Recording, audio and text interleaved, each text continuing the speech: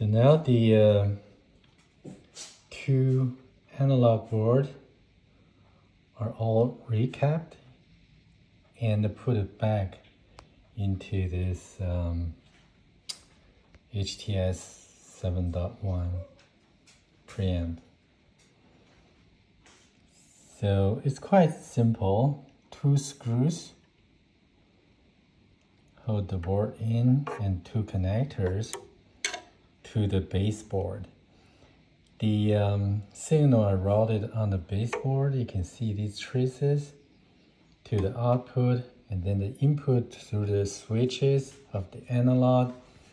This is the volume control board and the analog switchboard. So by the way, what you want to do is make sure the regulators LM317 are in good shape, because they tend to fail due to the high current of the volume control circuitry. They forgot to put on a heatsink, but basically if you just make sure the room is the space is correct.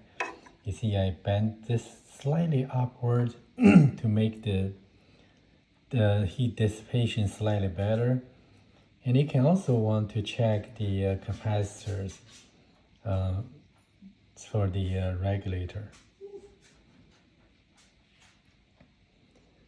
So once you do these recaps, basically your preamp will work perfectly. Very high quality preamp, all discrete circuitry, 4 channels on each board, so totally 8 channels. So 7 plus 1, 8 channels.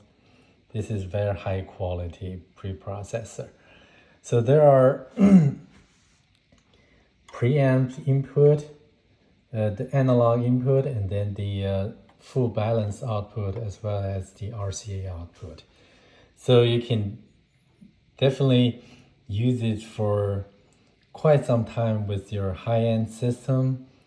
And the video processing, I think, is relatively old or kind of outdated.